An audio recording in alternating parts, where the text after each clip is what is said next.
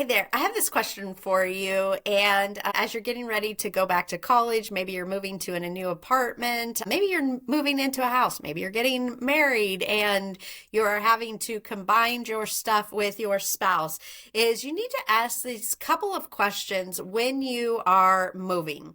And I want you to be ruthless when you are doing this. And the reason why I'm talking about this is I am actually in the process of moving. And well, you can't see it, but I got a lot of books back there on the floor. And one of the big questions I want you to ask yourself when you're moving is, do I want to take the energy to pack and unpack and find a place for this item?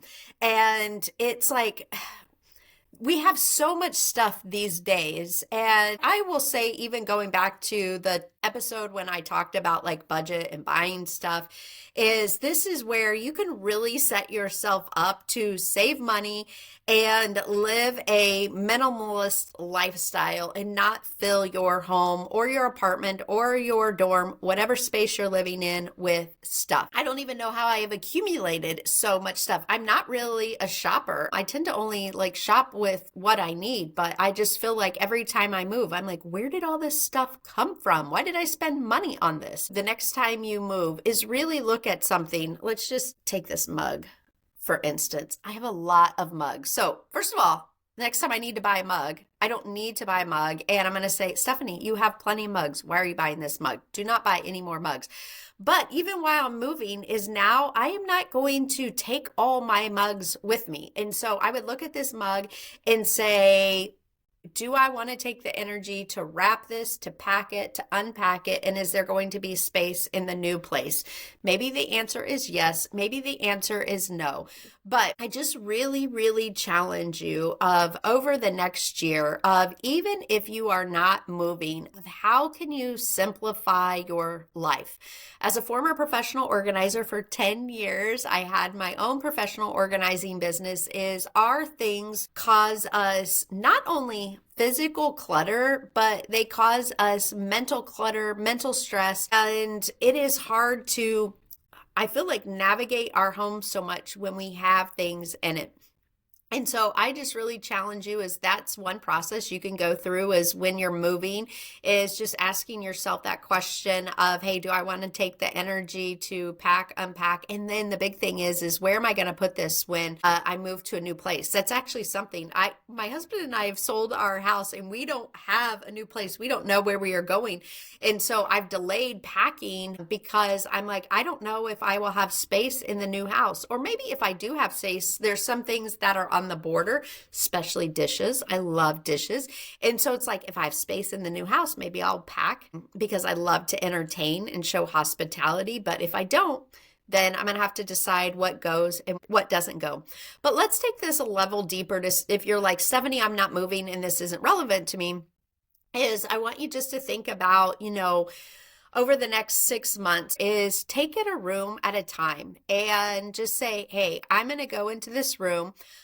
Whenever I was working with clients, is we would always pick a starting point and we would work around the room. The reason why I love doing that is because you always know where you ended, and it's not like just going in a room and just like picking a bunch of things and then you run out of time and then you got to figure out like, okay, where did I start and stop? So for instance, if we were organizing this room or if we were going through it, is I might start over here at this sign and I'd work my way back to the chair, to the bookshelves, there's a table, and then over here, and then my desk is actually right here. And so I would work through like my desk and I've got a shelf over there. And my big thing is you touch everything. No, like picking up stacks and moving it, is you touch everything.